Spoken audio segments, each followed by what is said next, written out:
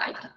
Bueno, buenos días, bienvenidos y bienvenidas a la Facultad de Ciencias de la Educación de la Universidad Nacional de Entre Ríos. Estamos acá en un grupo de participantes desde la ciudad de Paraná, en Argentina. Muchas gracias por su presencia, a todos que están virtuales también. Hoy iniciamos la segunda sesión del seminario sobre biomateriales, en continuidad con el ciclo Mañanas de Bioarte, que se desarrolló en 2020, donde distintas referentes del bioarte argentino expusieron sus líneas de trabajo. Para esta nueva edición hemos relevado una manifestación específica dentro del género bioartístico que se orienta hacia la producción y experimentación con biomateriales. Es por ello que desde el Grupo de Estudio Biosemiótica, Arte y Técnica y la Cátedra de Semiótica organizamos este encuentro de formación para conocer más sobre las nuevas materialidades en circulación y fuera del ámbito artístico. Las tres expositoras que muy generosamente han aceptado participar del seminario son artistas investigadoras referentes en el país, cuyas experiencias reúnen áreas y saberes complementarios.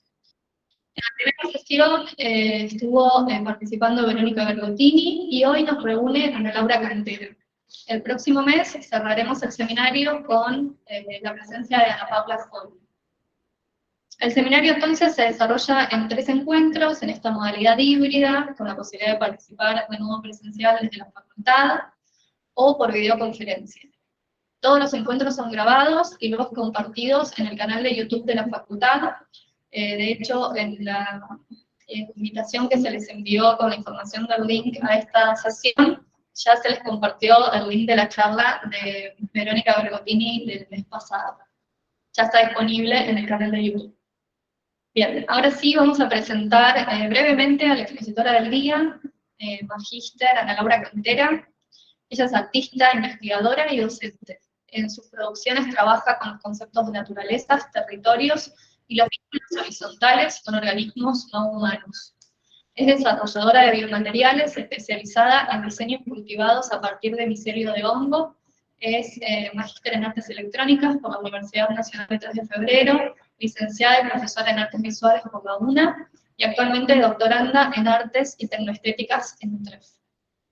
La exposición que va a dar hoy se titula Biopoéticas y devenires materiales. Bueno, bienvenida a la Laura, te escuchamos atentamente y al finalizar tu exposición abriremos el micrófono para el intercambio. Mientras tanto, el público presente puede dejar sus consultas por escrito en el chat. Sin más preámbulos, te cedo la palabra y muchas gracias por la espera y por tu tiempo. Bueno, muy buen día a todos y bueno, antes que nada, gracias Lucía y equipo por la invitación. Les voy a compartir pantalla para ir hablando sobre algunos slides.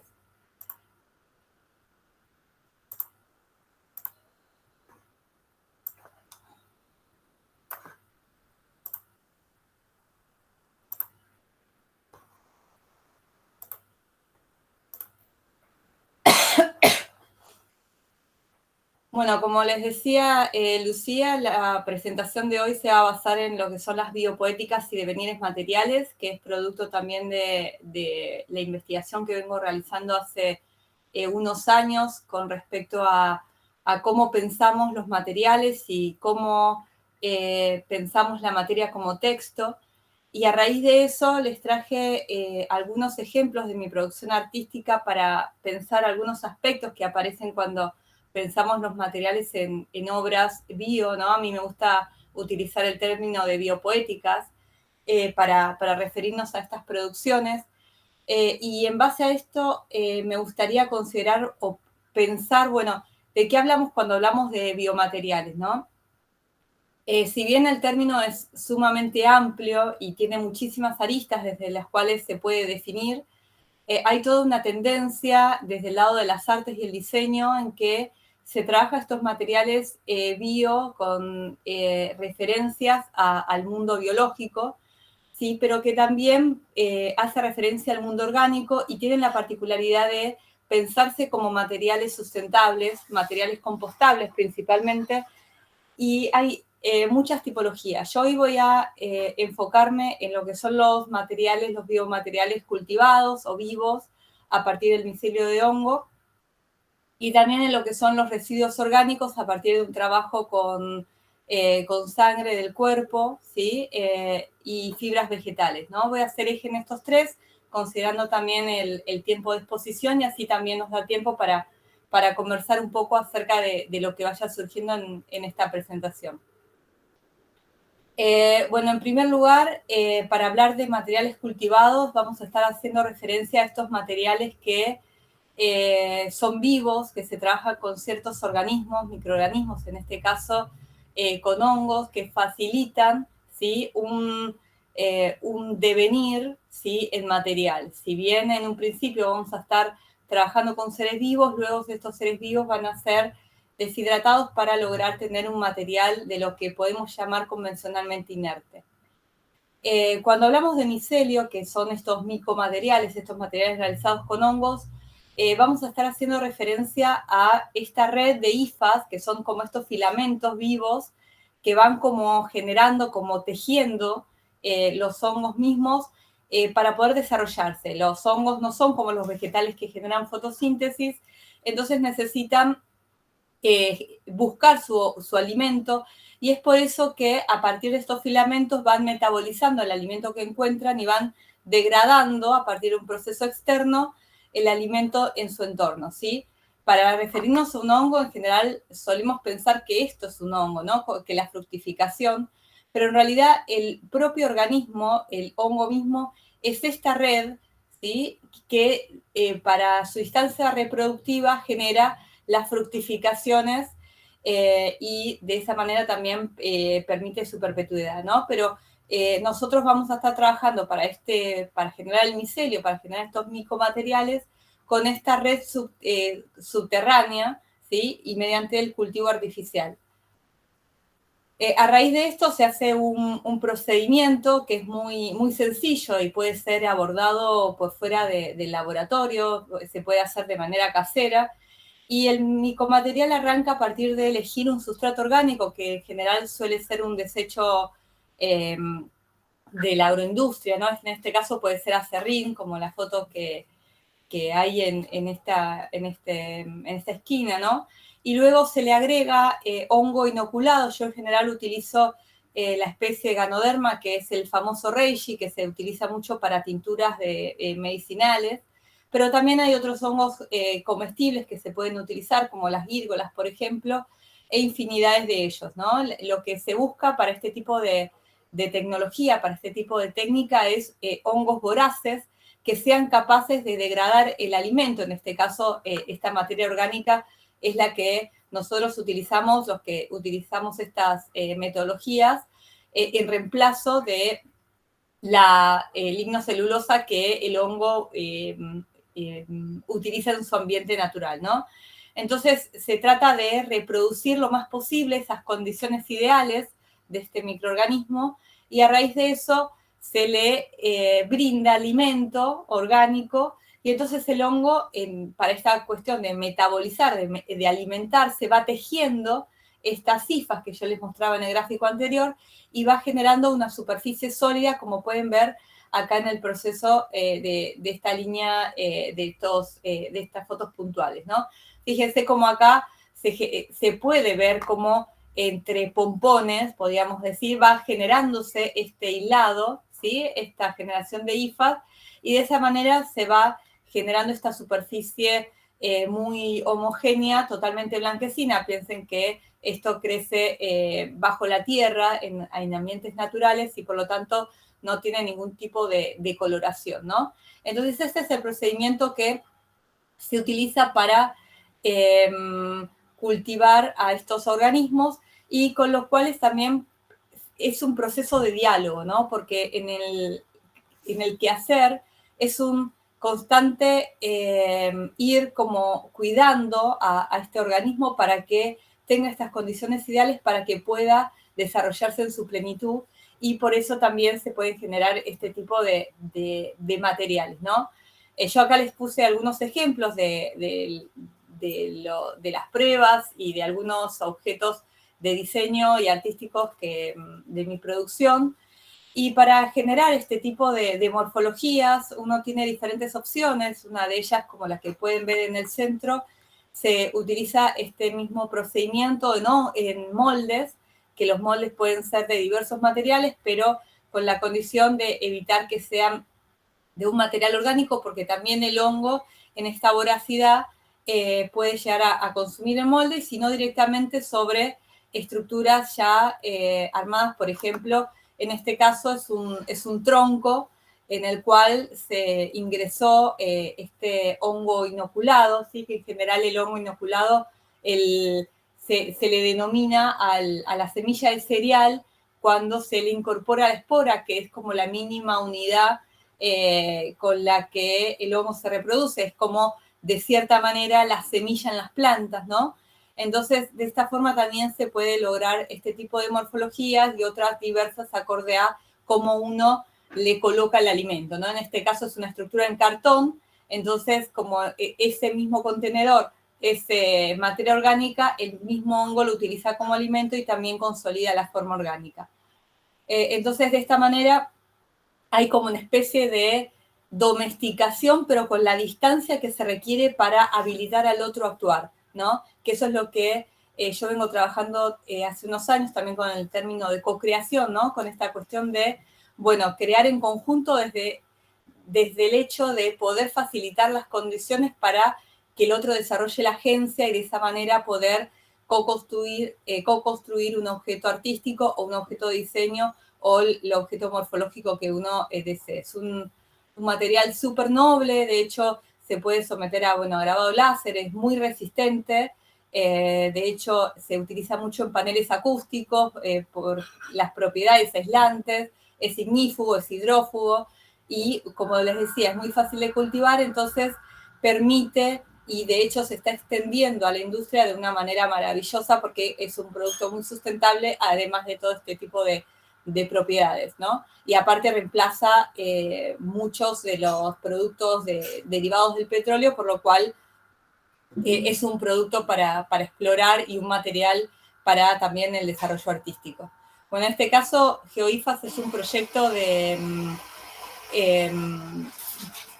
paneles, como les decía, que tiene la particularidad de poder ser recombinado en diferentes morfologías, y en este caso se está aprovechando las coloraciones, de cierta manera aleatorias, que genera el hongo, en este caso, en su fase de oxidación. El hongo suele crecer blanco en la mayoría de los casos, pero hay especies de hongos que particularmente desarrollan estos amarronados, ¿sí? Que se le suele denominar browneado, porque también, si bien no está muy investigado el por qué y el cómo lo desarrollan, sí se generan este tipo de coloraciones, ¿sí? Que es posible observar, que tiene también coincidencia con lo que es la coloración de la fructificación, ¿no? Y también artísticamente se puede aprovechar estas propiedades a partir de el contacto con el molde y en este caso, por ejemplo, contacto con el nylon, entonces generan diferentes texturas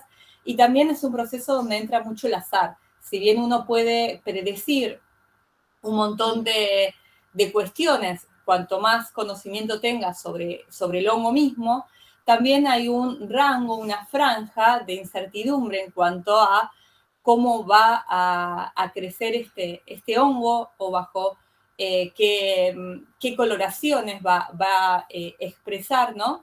Que quedan de cierta manera liberados al azar, y también por eso es tan fascinante, porque uno va descubriendo en cada una de estas instancias estas expresiones de estos no humanos, ¿no? Entonces, desde ahí a mí es que me interesa muchísimo trabajar con estos seres vivos, también por todas estas particularidades que expresan y también por la voracidad de metabolizar infinidades también de materiales, ¿no? Acá hay algunos pequeños objetos y algunas partes de obras que vengo desarrollando, pues son muy diversas.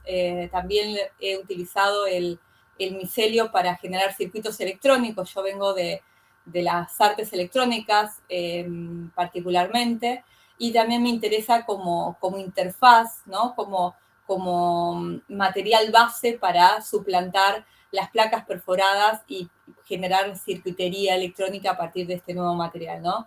Entonces, de cierta manera, propongo como retomar o reemplazar ciertas materialidades y también pensar, bueno, qué connotaciones estaría arrastrando a trabajar con este tipo de seres vivos y cómo podemos generar el discurso en las obras que planteamos a partir de este tipo de materiales vivos, ¿no? ¿Qué es lo que se le agrega cuando dejo de trabajar con un material inerte y trabajo con estos vivientes que van construyendo también la obra conmigo? Me gustaría comentarles, esta es una de las obras con las que ingresé el micelio a mi producción también. Se llama Inhalaciones Territoriales y trabajo particularmente con la contaminación ambiental y con los niveles de dióxido de carbono y el smog de diferentes ámbitos, particularmente en las ciudades. Y también trabajo con esta cuestión del aire como elemento político de las ciudades y como democratización de los datos. Y en este caso utilizo filtros de micelio, ¿sí? Con esta misma técnica que yo les vengo contando. Y cada uno de esos filtros, ni bien terminan de construirse, yo genero estos recortes de círculos para agregar a una especie de mochila, ¿sí? Que tiene unos ventiladores que lo que hacen es ingresar aire a mi dispositivo. Y esta mochila lo que hace es recolectar todos estos contaminantes ambientales que estamos respirando todo el tiempo en nuestras ciudades, en la vida diaria, y las va colocando estas micropartículas en este filtro de micelio.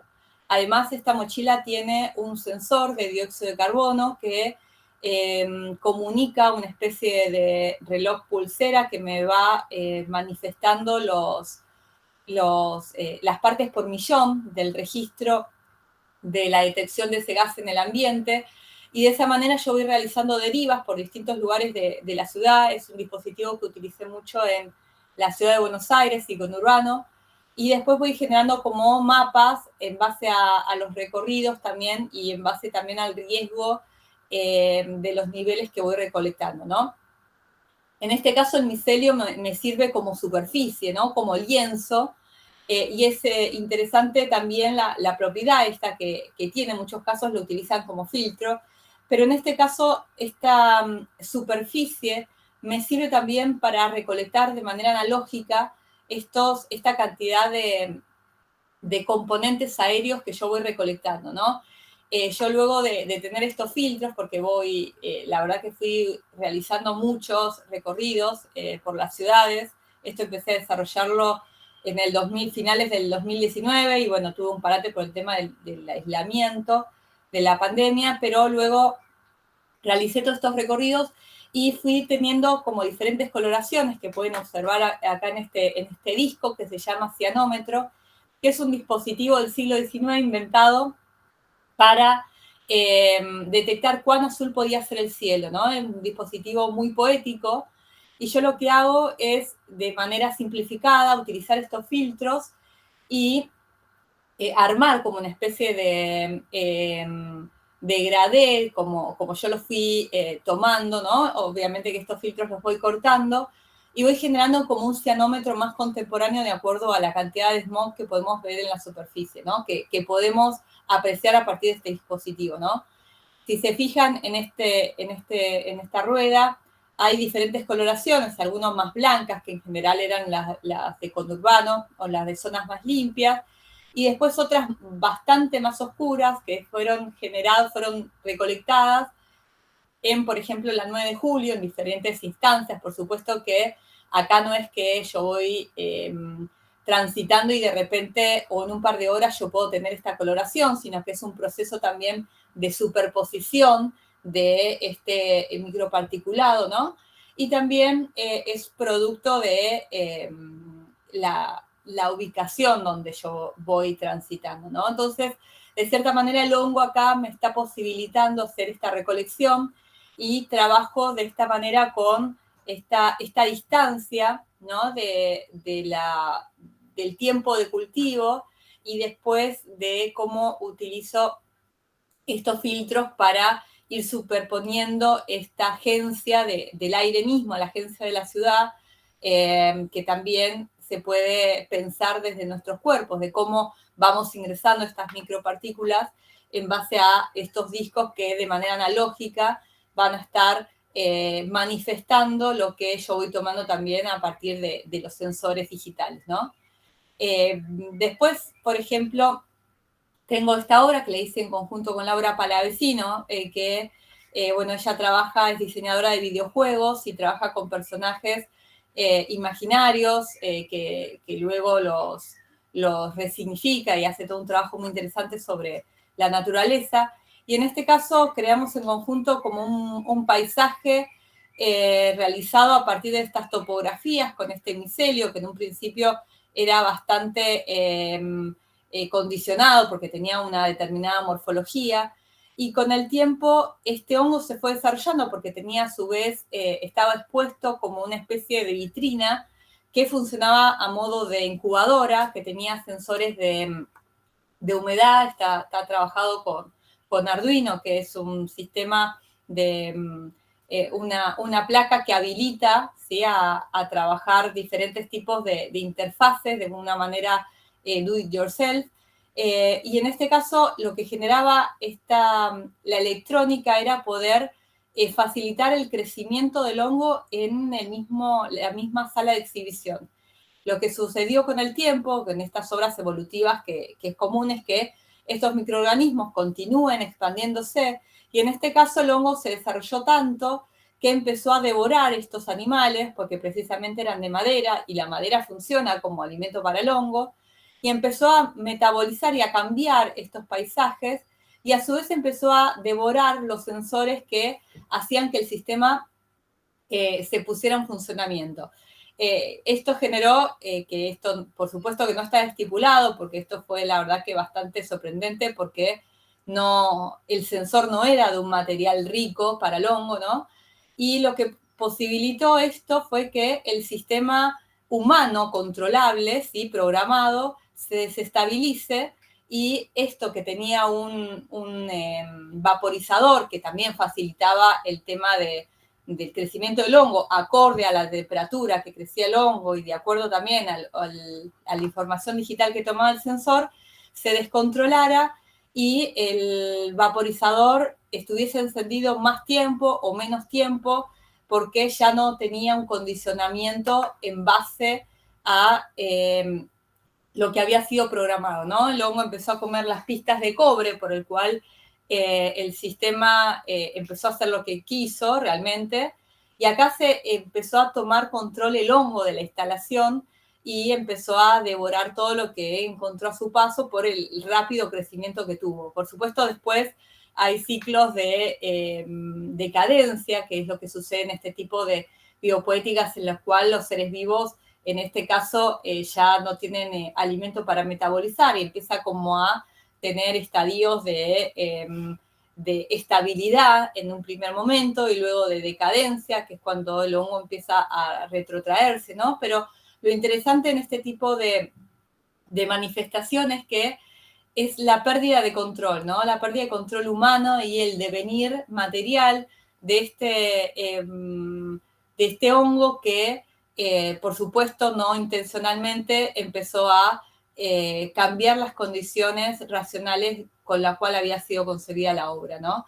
Entonces, desde este lugar a mí me interesa mucho este tipo de materialidades, desde el cual desplaza de cierta manera estas cuestiones antrópicas, ¿no? Esta cuestión de desantropocentrizar la producción artística, ¿no? De cómo podemos corrernos del concepto de autoría, de cierta manera, y dejarle este lugar de apropiación a este organismo, en lugar de trabajar el ser vivo confinándolo y de cierta manera manipulando y restringiendo su accionar. En este caso es como que se le habilita ese espacio de acción para que también pueda construir o determinar las condiciones de la obra misma. Por otro lado, me interesaba mostrarles un poco de la producción de este material orgánico, de este residuo corporal. En este caso es una obra que utilicé la sangre menstrual, mi sangre menstrual, y realicé un material multiespecie, podemos decir, porque está trabajado a partir de alginato, que es un compuesto extraído de las algas pardas.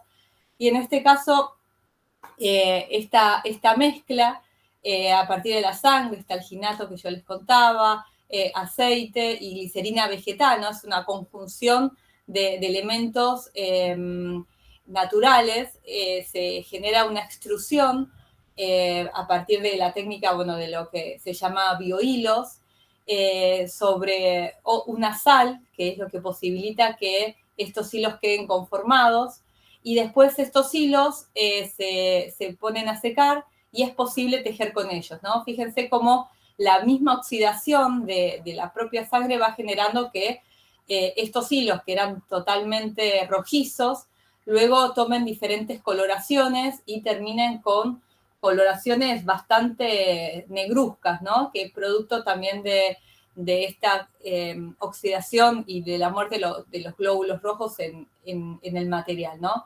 Entonces, esta obra yo la denomino Tejidos desde el útero, porque precisamente trabajo con el tema del lema de menstruales políticos, ¿no? Y de visualización de los procesos de las mujeres y los cuerpos menstruantes, ¿no? Y a raíz de eso tejí una especie de morfología orgánica similar a un útero, ¿no?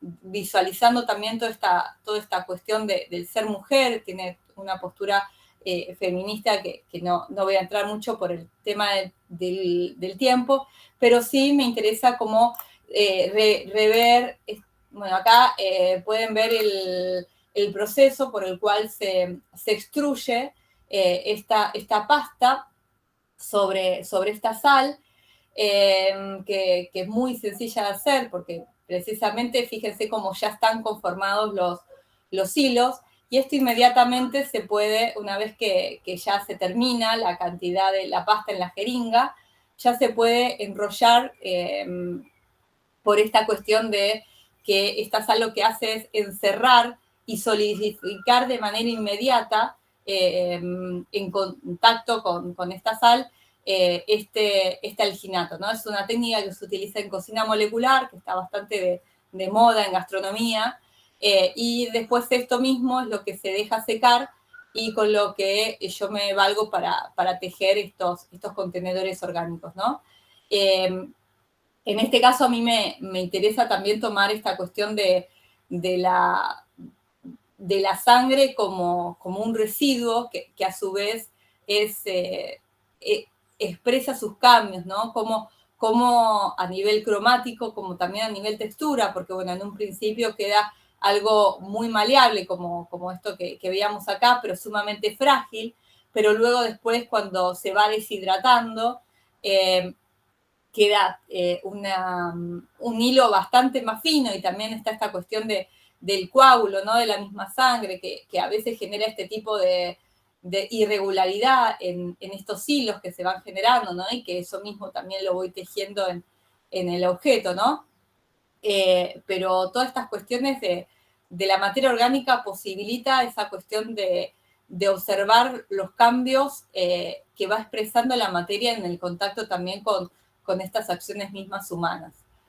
Y estos biohilos también, bueno, es posible, son muy maleables. Bueno, tengo un trabajo en telar, también tengo trabajo con polvo de huevo, de la cáscara misma, y también aplicado a otros objetos. Este es una obra que hice en conjunto con Demian Ferrari para un proyecto de Francia sobre unos cermel, que son unos gusanos construidores de arrecifes en las costas de la isla de Oléron.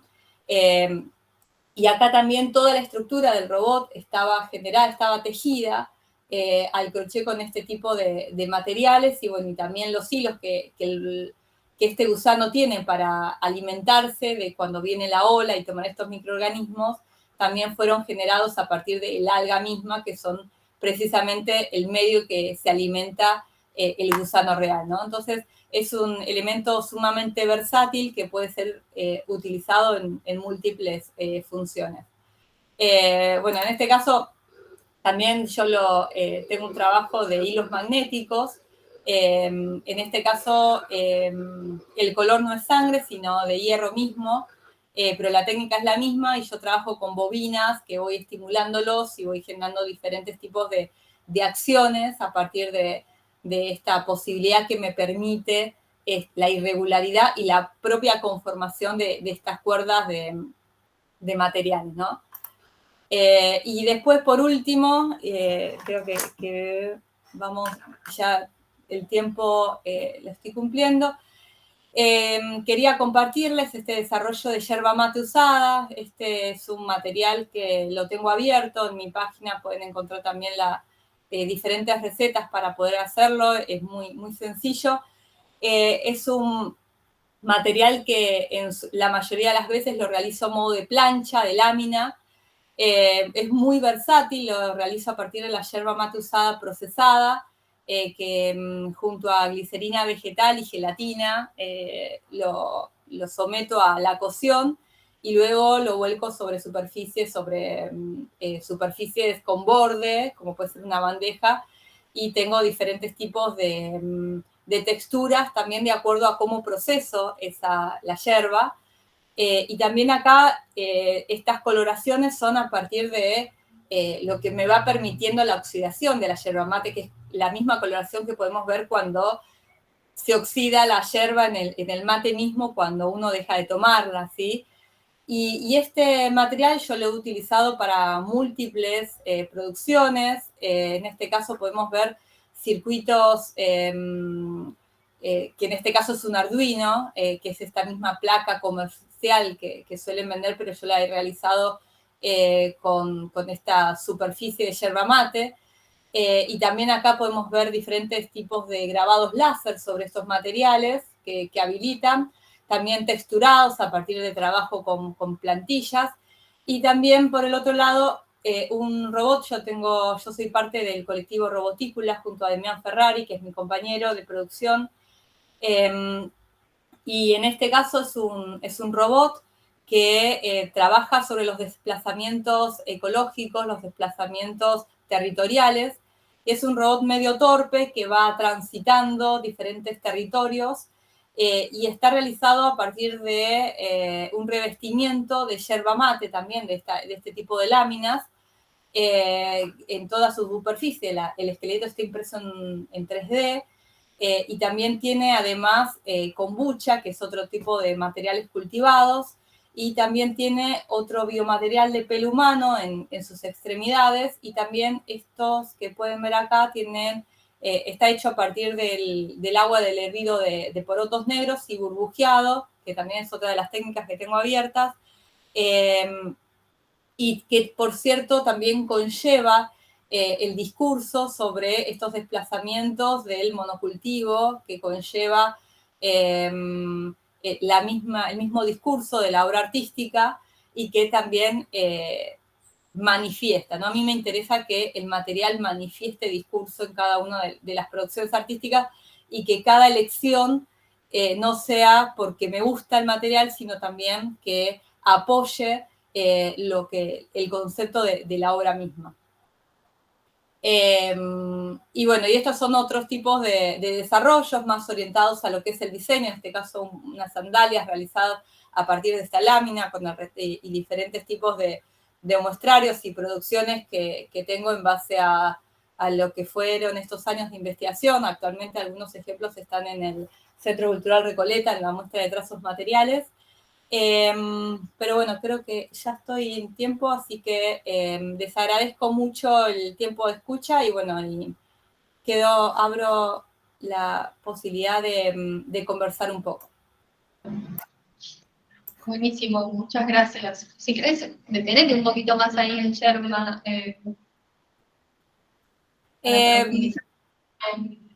En realidad, bueno, ¿cómo? No, eso. Si querés profundizar un poco más en ese concepto de yerba, ¿es otro biomaterial? ¿Combina yerba con otra cosa? No, en realidad en yerba es este desarrollo que les contaba con gelatina sin sabor, con glicerina vegetal y agua que es sometido a cocción. La receta la pueden encontrar en mi web de manera libre. Y también es un material que utilicé para un proyecto que hicimos en la Universidad Nacional de 3 de Febrero, en la cual pertenezco. Durante pandemia hicimos unas máscaras para danza de parejas, en el momento en que no estaban habilitadas las actividades culturales, y realizamos máscaras sustentables a partir de este material, que fue otro de los desarrollos utilitarios, además de calzado y de este tipo de circuitería, que también habilita a pensar otro tipo de usos de estos materiales orgánicos en nuestra vida diaria, ¿no? No solamente con fines artísticos, sino también que pueden ser pensados para indumentaria, para situaciones también de emergencia sanitaria, como el caso de estas máscaras, o diferentes usos que pueden ir teniendo de acuerdo a la disciplina que cada uno. He tenido muchos alumnos de joyería que las han implementado en sus producciones, de todo tipo de campo. Entonces, me parece que el cambiar la manera en que pensamos los materiales, me parece que es una urgencia también en esta crisis planetaria que estamos viviendo. Buenísimo, muchísimas gracias. Yo tengo una pregunta en relación, ahora abrimos el micrófono, los que tengan alguna consulta a Laura. Me interesaba por ahí que si podías profundizar un poco más en esta cuestión de la posibilidad de conducir electricidad que tienen los biomateriales, pensando también en esto, bueno, de la economía circular y de cómo reemplazar la producción de energía, cómo hacer que realmente las obras sean sustentables en sí mismas, ¿no? Siendo coherentes un poco con este paradigma que vos comentabas de la crisis ambiental que estamos viviendo, las reflexiones en torno al antropoceno. Bueno, nada, a ver qué experiencia tenés y cómo... En cuanto a conducir electricidad, bueno, se puede generar materiales que conduzcan. De hecho, se pueden generar estos hilos con hierro que yo les mostré de manera simple. Se podría también trabajar como especie de cableados, como circuitería, por supuesto, que son materiales que también, así como conducen, generan cierta resistencia, por lo que no podemos pensar que pueden llegar a tener la misma eficacia que un cable de cobre, por ejemplo, ¿sí? Pero de algunas maneras experimentales, por supuesto que algunas de estas cuestiones conductivas las podemos llevar a cabo, pero por lo pronto muchas de estas cuestiones están a modo de prototipo. Sí, todo esto, yo el concepto no lo utilicé, pero por supuesto trabajo con el tema de la economía circular, ¿no? Para retomar todo lo que llamamos residuos, resignificarlos, ¿no? Y traerlos a un nuevo uso, y de esa manera también trabajar la sustentabilidad y esta cuestión de lo compostable, ¿no? Porque también todo lo bio actualmente tiene mucho marketing y a veces es bastante engañoso con respecto a qué es algo sustentable, ¿no? Porque hay muchos de los elementos que, bueno, son sustentables, pero ¿en qué tiempo, no? Entonces, es fundamental también pensar que estos materiales sean realmente compostables en corto tiempo y que a su vez nos generen un residuo más del que estamos tratando de evitar. Entonces, desde ahí es interesante replantearse algunas cuestiones y también pensar desde la lógica, ¿no? Porque a veces en los biomateriales está esta cuestión de demonizar el plástico y idealizar todos estos nuevos materiales que, si bien están en instancia experimental y son geniales, pero también hay que pensar, bueno, ¿qué tipo de plásticos pueden reemplazar? Porque, por ejemplo, si yo tengo un plástico que para reemplazarlo voy a necesitar hacer miles de contenedores de bioplástico, ¿sí? Que son sumamente compostables, pero que todo material genera una huella de carbono. Entonces tengo que poner en la balanza, bueno, ¿qué es lo más sustentable de acuerdo a el uso que yo le voy a dar? Entonces también hay que hacer esa relación y no quedarse con solamente la instancia final del material que se composta, sino, bueno, ¿qué tuve que hacer para generar ese material compostable, ¿no? Si, por ejemplo, yo estoy haciendo este micelio, que como les decía, es 100% compostable y no deja residuo y tiene un montón de propiedades y a su vez cuando yo lo desecho en mi compost o en mi jardín genera hasta nutrientes, bueno, pero si yo para generarlo exporté la materia prima del desecho de China, o sea, ahí ya no estoy hablando de un material sustentable, porque estoy generando una huella de carbono antes de generar el proceso de producción muy alta. Entonces después, si bien tengo un material que sí puedo desechar en mi jardín, estoy generando una contaminación previa que al final no termina siendo sustentable, ¿no? Lo mismo que en la instancia media de producción. Si yo para generar mi elemento de micelio estoy generando mucho plástico para envolverlo, porque esto necesita tener un microclima, ahí ya no tiene ningún tipo de sentido porque estoy generando más plástico del que usaría si yo ese contenedor lo hiciera con plástico derivado del petróleo, ¿no? Entonces hay que tener mucho cuidado de cómo evaluamos que algo sea sustentable y no caer en estas cuestiones de romantizar los biomateriales, porque necesitamos realmente hacer estas cuentas y repensar, bueno, cómo hacemos esa producción y cómo conseguimos los materiales para generar ese tipo de materiales. Me parece que ahí tenemos un aspecto crítico que es necesario rever cuando repensamos todo este tipo de producciones.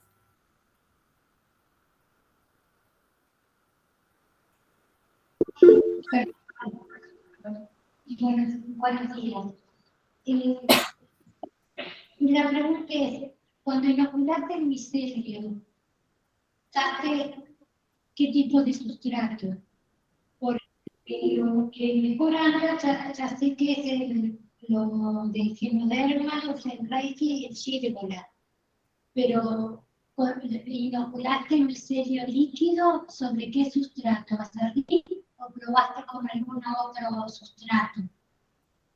En realidad, hola Silvina, ¿cómo estás? No trabajo con micelio líquido, trabajo con semilla inoculada de cereal, que en general uno, para hacer este tipo de materiales, suele empezar con lo que se llama bidón productor o bolsa productora, que es lo que se comercializa para los hongos comestibles o el desarrollo de hongos medicinales.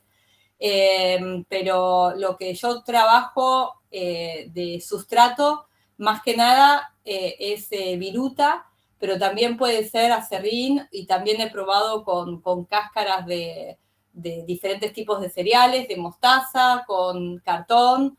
De hecho, una de las primeras producciones que les mostré, que era como una especie de bicho, esos son, el sustrato son cajas de pizza y los rollos internos de papel higiénico. O sea que el papel también es un muy buen sustrato. Y lo que hago es agregarle como una cucharadita de yeso o tiza en polvo, que lo que hace es contribuir a que el material sea más sólido y que tenga como mayor poder de adhesión el hongo a ese sustrato. El tipo de sustrato varía mucho también de acuerdo, por supuesto, al hongo y también de acuerdo a qué tipo de objeto uno quiere generar, porque no siempre se necesita un micelio sólido. Por ejemplo, para packaging a veces se utilizan sustratos más grandes, porque el sustrato más grande permite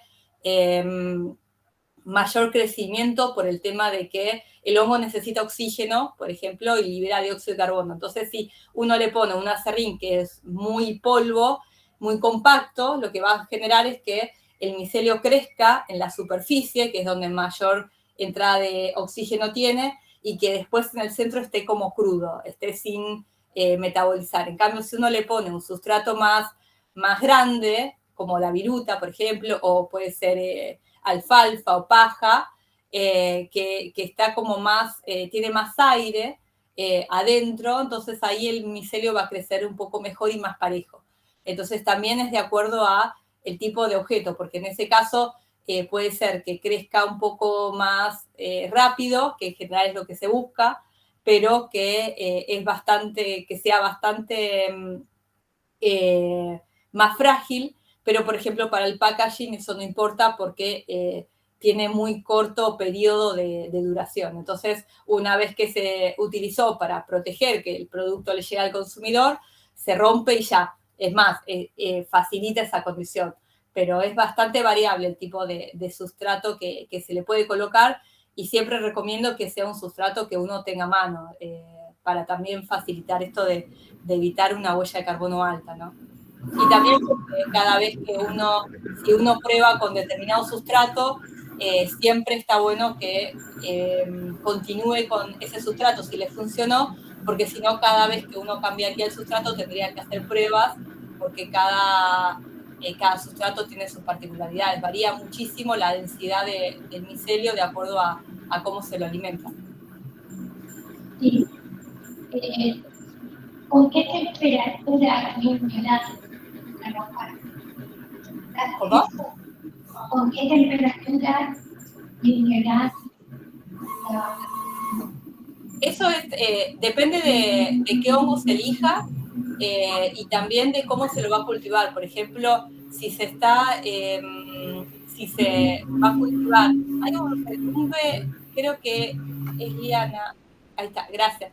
De acuerdo a cada hongo es la temperatura ideal que tiene, y también, bueno, si uno lo cultiva en su casa, que no puede controlar la temperatura en cuanto a que si es verano o si es invierno va a tener diferentes condiciones, también puede elegir el hongo en base a eso. Por ejemplo, el Ganoderma tiene mayor resistencia que la gírgola. Por ejemplo, la gírgola crece mejor en invierno y el Ganoderma mejor en verano, por ejemplo, porque tiene más tolerancia, porque una de las complejidades mayores en este tipo de procedimientos fuera de un ambiente estéril es el tema de la contaminación, ¿no? De la contaminación con otros hongos ambientales, el famoso tricoderma, que son estos que suelen crecer en los alimentos, en las frutas, estos verdes, que así como nosotros estamos alimentando nuestro hongo, también hay otros hongos que les gustan este mismo sustrato. Entonces, a veces pasa que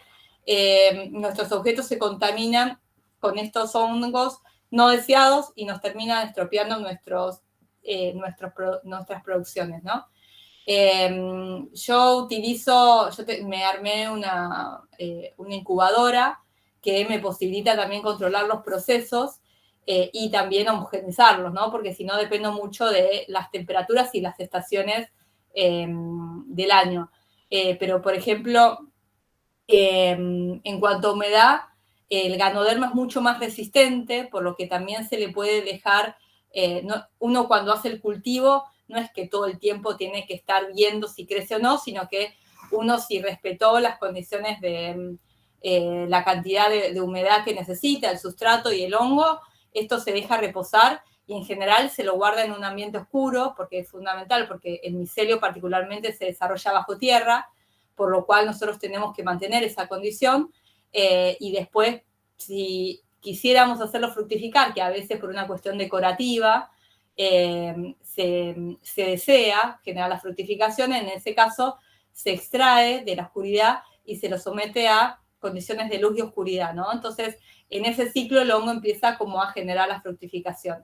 Pero siempre va a depender de la temperatura también ambiente, y si no, un incubador en caso de que se tenga disponible, pero no es requisito para generar estos procesos.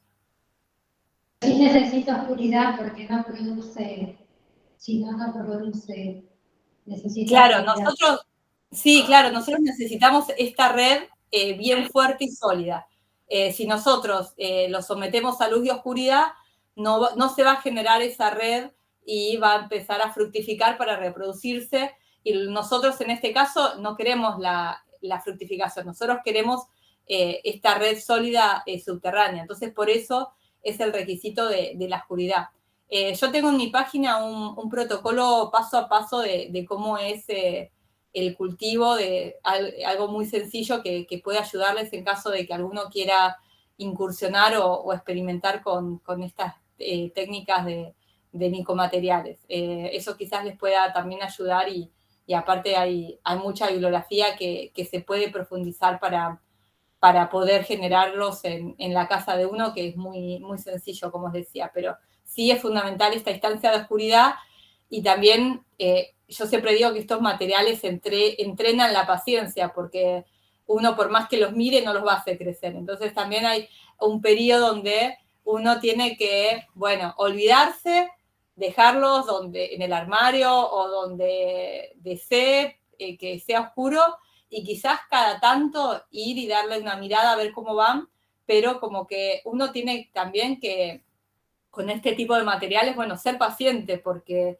uno no puede controlar el proceso de crecimiento del hongo, o sea, lo puede controlar en el sentido de, bueno, una vez que uno le puso todas las condiciones necesarias que el hongo necesite, ya está. Entonces, el tiempo de crecimiento, por supuesto, que va a depender del tamaño del objeto y de la estación del año, pero, por ejemplo, esos paneles de las geoifas que les mostré, que son estos rombos combinables, eso, por ejemplo, en un fin de semana, en pleno verano, yo ya lo tengo crecido. Pero, por ejemplo, después hay otro tipo de objetos de los que les mostré, que más o menos 20 días, un mes, pueden tenerlo. Entonces también varía mucho de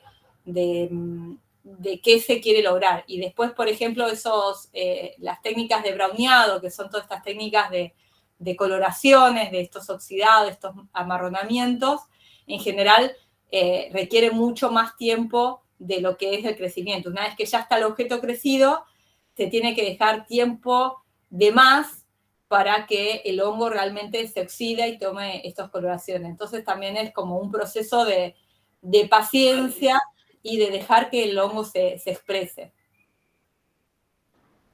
Había una consulta de Cristina, que había levantado la mano, después Ligana. Sí, perdón, era sobre el tema de la contaminación, pero en el discurso lo contestaste de una manera que me aclaró muy bien. Gracias. No, una sola preguntita. Vienen unos, por lo menos en España, en Matadero, en el Media Lab, trabajan con unos hilos conductores que se pueden coser los biocueros y tienen esa posibilidad de conducción. Acá se pueden, yo trabajo con Arduino y biotextiles. Hongos, sí. Hongos no hago, no, nada de micelio. Lo hice una vez y no, me frustré. ¿Eso se consigue acá? ¿Los conductores? Hilo conductor, los convencionales del mercado se consiguen, no es tan fácil, pero se consiguen. Creo que en Mercado Libre son caros.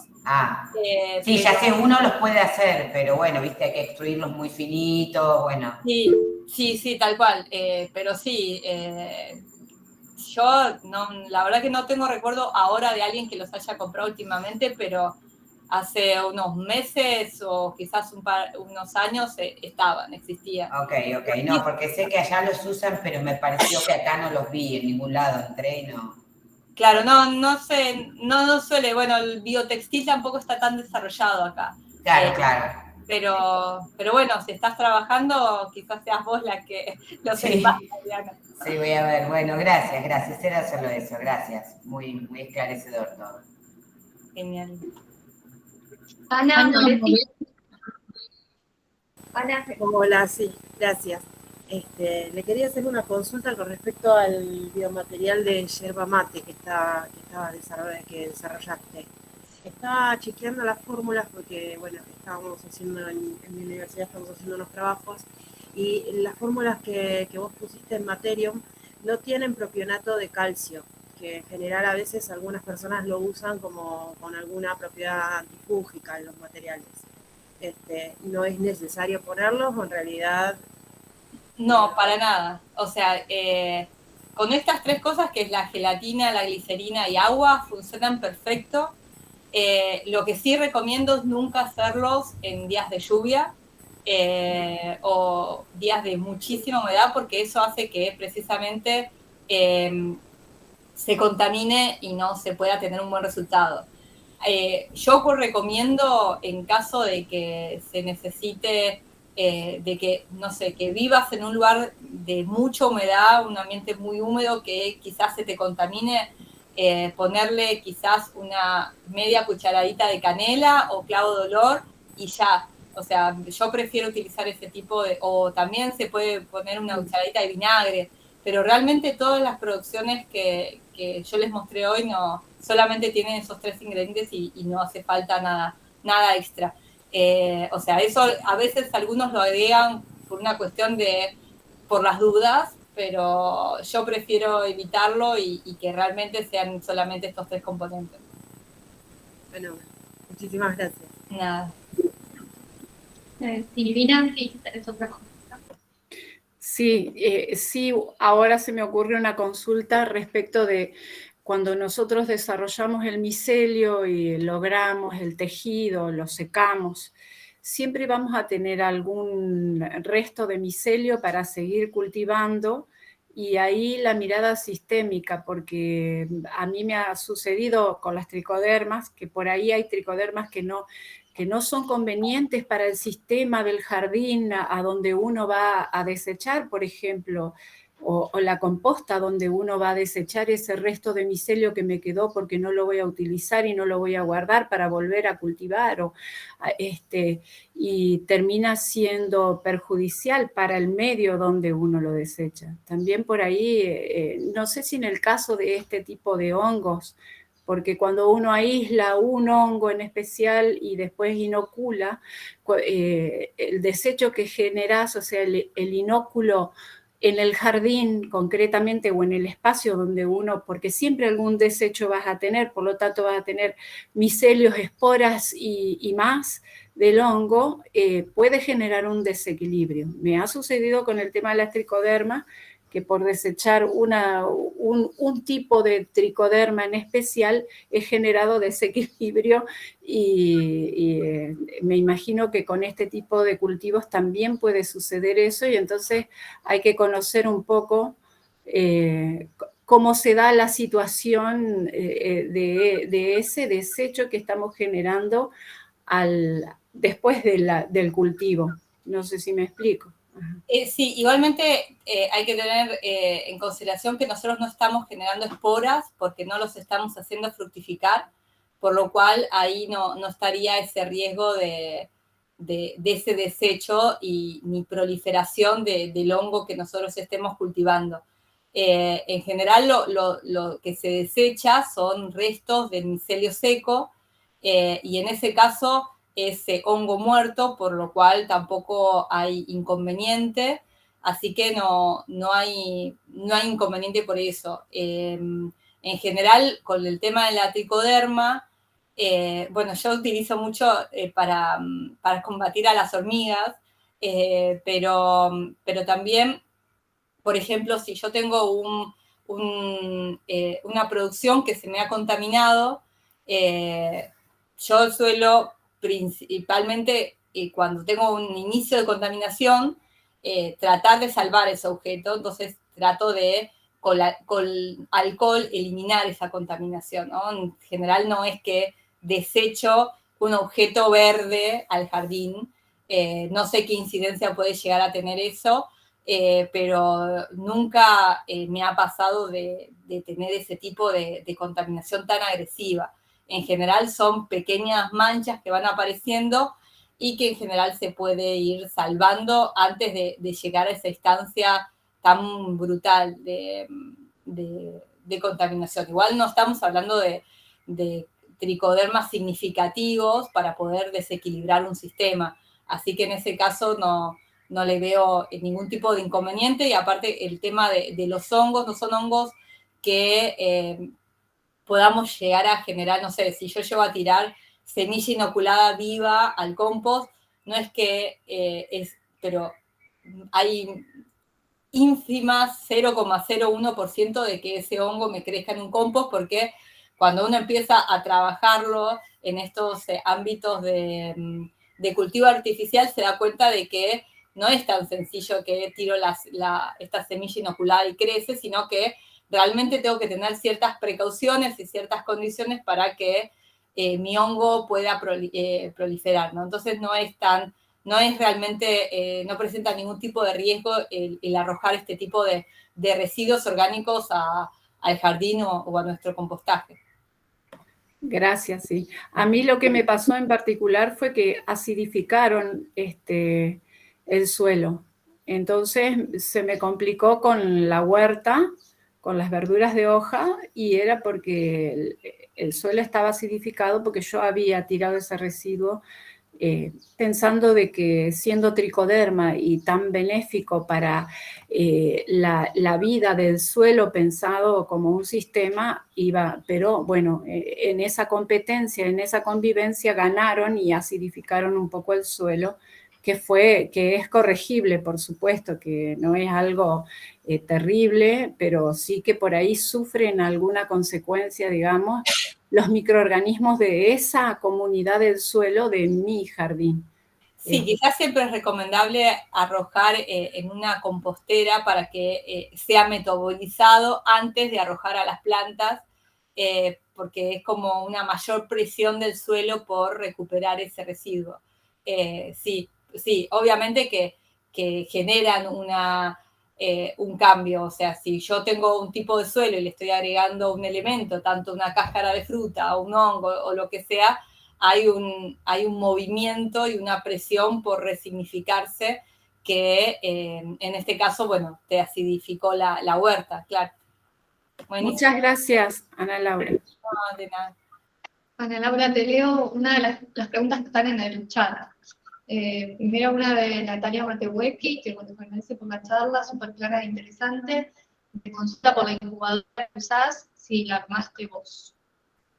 Bueno, yo trabajo como les decía, Demián Ferrari, además de ser mi compañero de colectivo en todo lo que es arte y robótica, es mi compañero de vida, y con él es especializado en robótica, y él me ayudó a armar esta incubadora, que es un freezer que me donaron, que es bastante amplio y que a partir del Arduino y unas resistencias que se utilizan para las incubadoras de laboratorio, que son unas resistencias muy, muy económicas, pudimos armar esta incubadora. Es muy sencilla, pero sí, la armamos nosotros. No me voy a atribuir los créditos, pero entre los dos la construimos. De todas maneras, es optativa, simplemente contribuye a homogeneizar los procesos.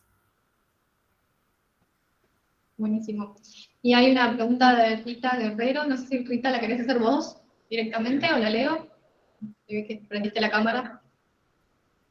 No, perfecto, léela, muchísimas gracias. Dice, ¿en qué sentido, en qué contexto movilizás, Ana Laura, los sentidos más filosóficos políticos de tu obra? Lo técnico es súper seductor, pero entiendo que hay una búsqueda más profunda en tu trabajo. Sí, en realidad lo técnico es como una herramienta para llegar al discurso, ¿no? Bueno, yo actualmente estoy haciendo mi doctorado, estoy trabajando mucho desde la escritura, pero por supuesto que en mi obra, en mi discurso de obra, busco trabajar este sentido más filosófico y político. Por supuesto que trabajar con no humanos es político. Y por supuesto que trabajar desde esta cuestión de descentralizarme como artista me requiere también una deconstrucción de paradigmas que académicamente siempre me han construido desde mi formación de grado hasta la actual, que también busco de cierta manera cuestionar, ¿no? De este sentido crítico de, bueno, cómo se trabaja con los no humanos, bajo qué punto de vista, qué implica, y por supuesto que toda esta cuestión de la co-creación todo el tiempo me está movilizando. Sí, te consulto si tenemos algún espacio para poder leerte que estás produciendo. Yo en mi página, que es analauracantera.com.ar, tengo una pestaña de publicaciones y tengo algunos textos de lo que voy escribiendo, y bueno, ahora está por salir también otro, pero luego, bueno, será la tesis, pero bueno, todavía me queda un tramo. Pero bueno, ahí hay algunos artículos, el último fue uno sobre necropolítica en el arte, también sobre esta cuestión de las muertes de los no humanos en las obras artísticas, llevados también a esta cuestión más performática de cómo se usa la muerte de los otros para hablar también de la muerte humana y todos estos cuestionamientos de cómo nos representamos y cómo creamos la obra artística mediante las distintas posibilidades de o confinamiento o muerte explícita o estas éticas del cuidado, ¿no? De diferentes tipos de preguntas que surgen. A mí me interesan las obras artísticas como medios para preguntarme y también para preguntar a la realidad misma de cómo estamos percibiendo y construyendo nuestros mundos, ¿no? Entonces, desde ahí también me paro para poder trabajar también con estas materialidades y porque también considero que siempre se utilizó el material en la historia del arte como algo totalmente inerte y pasivo, en el cual el humano siempre tuvo el total dominio de acuerdo a su intención, y me parece que eso apoya el paradigma también del hombre todopoderoso que tiene a disposición esta naturaleza, que mismo la naturaleza es un término que existe también para diferenciarnos de estos clásicos binomios de la modernidad, ¿no? De la naturaleza y cultura, del hombre y los animales, ¿no? Como si nosotros no fuéramos parte de ella. Entonces también todas estas cuestiones aparecen en la obra y en esta cuestión de dejar hablar al material, de dejar expresar su agencia y también de evaluar todo tipo de discursos, porque los materiales tienen discurso y no solamente por las propiedades mismas de ellos, sino también por todos los imaginarios culturales y políticos que tienen en la historia de nuestra relación con ellos. Entonces, desde ahí es que a mí me interesa todo este tipo de biomaterialidades del hacer, y por supuesto también tiene un sentido muy lúdico, ¿no? Esta cuestión del resignificar el residuo y volverlo láminas o volverlos biomateriales, que realmente juega un poco con la sorpresa, pero por supuesto que va más allá del simple hacer, que es lo mismo que también sucede con, bueno, tengo un bloque de mármol, ¿por qué estoy eligiendo un bloque de mármol y no un pedazo de arcilla que la modelo tan fácil? Entonces todo eso también entra en el juego aparte de nuestra decisión, bueno, ¿por qué trabajamos unos materiales más que otros, ¿no? ¿Qué es lo que conlleva implícito cada uno? Y también cómo se liga con nuestras personalidades, ¿no? ¿Qué buscamos en ellos? Entonces, en esos diálogos me interesa también profundizar desde esta cuestión de las materialidades vivas y materiales orgánicos y desechos del cuerpo. Pero bueno, desde ahí es que me paro en mi búsqueda de todos estos elementos en mi trabajo artístico. Sí, acá hay una. ¿Se escucha bien? Sí. Quería consultar esto que mencionaba de la agencia no humana, con un marco ético-político. ¿Qué autores serían centrales? ¿Cómo constituir tu marco, digamos, el cuadro teórico? Más ahora está haciendo el tema. Bueno, a mí hay muchos que me interesan particularmente. Bueno, soy fiel seguidora de Anna Singh, por ejemplo, de Donna Haraway, de Vincent Desprez, de Eduardo Kohn, que Cómo piensan los bosques me parece un libro sumamente bello. Después Rinot, hace poco leí este libro de pensar como un iceberg, que realmente me pareció súper bello, y también me interesa mucho pensar estas agencias no humanas, de estos agentes convencionalmente llamados inertes, ¿no? Y de cómo también construimos lo que tiene vida y lo que no tiene vida. Y bueno, también me interesa Ayrton Krenak, que es este activista, filósofo brasilero. Y acá en Argentina, bueno, también está Mariela Yerey, que yo la sigo y tengo una relación muy profunda con ella. Y bueno, Rodolfo Kusch también me interesa porque trabajo también el tema de lo decolonial en cuanto a los biomateriales, este sentido latinoamericano de los vínculos del material y estos agentes con los territorios, ¿no? Creo que esos son como los que más me influyen de cierta manera, o los que más me hacen preguntas en la hora de concebir todo este tipo de cuestionamientos. Bueno, una pregunta más acá de Sole.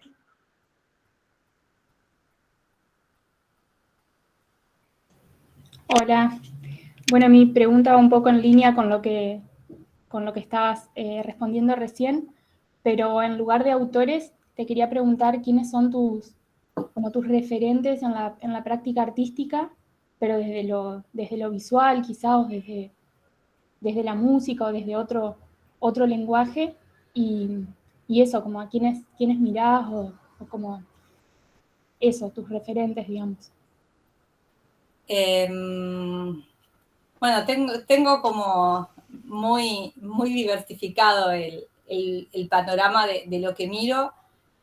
No solamente miro lo que me gusta, pero sí tengo como gente que me sorprende y otra gente que me enoja, que también está bueno mirar porque es como un parámetro para dónde no seguir, quizás, de cómo se consideran o cómo se trabaja con lo no humano. Soy horrible con los nombres, pero, por ejemplo, el trabajo de Marcela Armas y Gilberto Esparza me resultan muy interesantes, tienen unas cuestiones muy ricas. Después, bueno, Mariela Gerey también. Esta artista mexicana que trabaja con la sangre. Ay, bueno, ya me va a salir el nombre, soy muy mala con los nombres, como les digo, pero hay como muchos artistas que vienen desarrollando también un trabajo muy interesante en territorio. Leslie García, con su grupo también de astrobandalistas. Después, bueno, en la escena local también está... ay, soy muy horrible.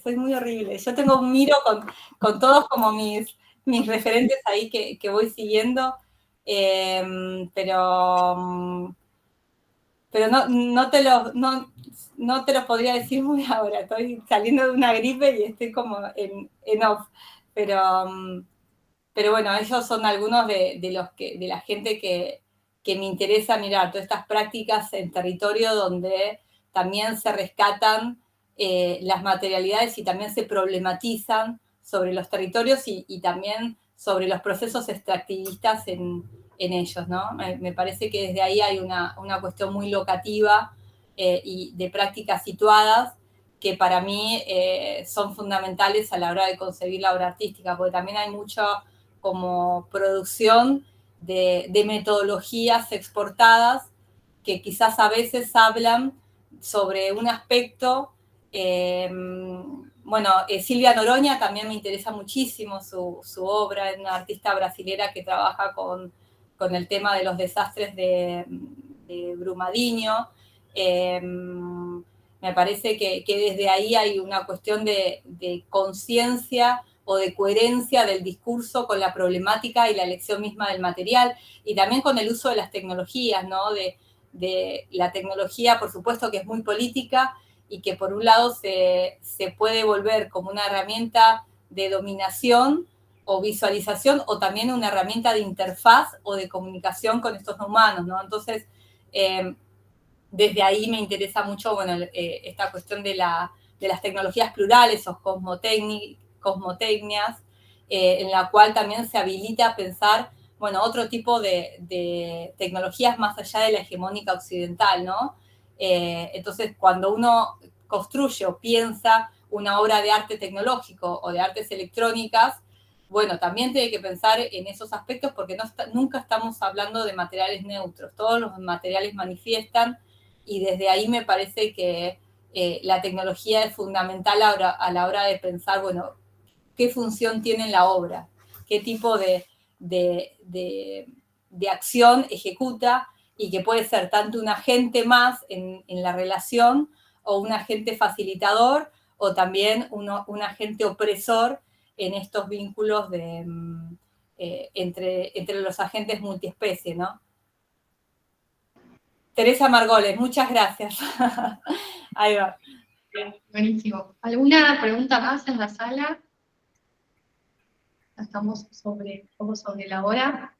Bueno, yo como cierre te quería pedir una pequeña reflexión, en la medida de que pueda, porque bueno, sí, muy así, sin preparación por ahí es difícil elaborar, pero pensando en tus trabajos realmente como proyectos biopoéticos, ¿no? Donde son tan complejos, involucran tantas lógicas, tantas epistemologías y materialidades.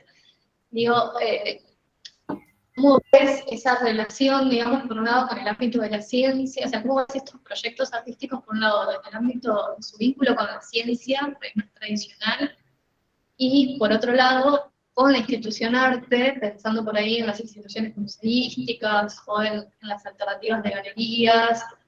¿Cómo ves, digamos, estos proyectos en el linde, entre estas dos esferas tradicionales, ¿no? de producción de conocimiento? Bueno, nada, ¿cómo es tu experiencia y qué reflexión por ahí te merece un poco esa Bueno, el otro día justo me preguntaron si yo hacía ciencia, ¿no? En base a esto que vos me decís. En relación a eso, yo siempre me mantengo como en una postura bastante alejada de científica, porque primero que no considero que lo sea, y después tampoco considero que estoy haciendo ciencia, sino que yo estoy, de cierta manera, utilizando ciertos recursos o ciertas metodologías que a mí me habilitan trabajar con lo vivo, pero no concibo que el trabajar con lo vivo me haga científica. Sí, quizás en muchos casos el tema de utilizar estas metodologías muchas veces genera que uno conciba a la ciencia, pero o trabajo con ciencias, pero con estas ciencias en minúscula y plurales, ¿no? No con esta gran ciencia, con estos procedimientos y con estos intereses económicos, políticos que en general suceden en los laboratorios. Bueno, yo de hecho me mantengo alejada del laboratorio como espacio de creación, pero desde ahí me interesa marcar esto de soy un artista trabajando con ciertos procedimientos de ciencia, pero de ninguna manera concibo que yo estoy haciendo ciencia, pero sí, por supuesto, que hay una vinculación desde esta cuestión de lo vínculo con lo vivo. Y con el tema de la institución arte, a veces es bastante controversial. De hecho, he tenido situaciones muy bizarras en cuanto a exposiciones en ámbitos, en algunos muy preparados y en otros no tanto, pero que en general siento que tanto acá como en el resto del mundo todavía hay una gran pregunta de cómo se muestra todo este tipo de trabajos, tanto biopoéticos como bioartísticos, ¿no?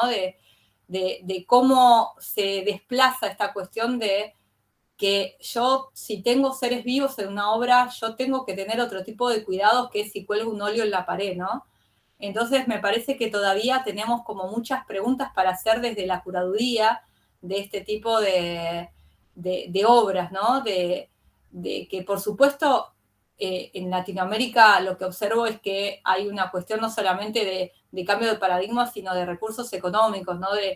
Bueno, yo si hago una muestra de bioarte o de las aristas que involucran lo vivo, bueno, tengo que tener más personal que requiera que yo esté trabajando y esté cuidando esas producciones porque estoy insertando seres vivos en ellas, ¿no? Entonces, me ha pasado de ser parte de una bienal de arte sustentable en una galería y que los trabajos eran todos vinculados a materialidades vivas, y me resultaba muy contradictorio que esto que les decía, ¿no? De que eran concebidos institucionalmente como objetos inertes, y al final de la muestra estaban todas las obras están muertas, pero no por el desarrollo misma de los elementos que estaban insertos o que la proyección era que esos elementos mueran, sino realmente porque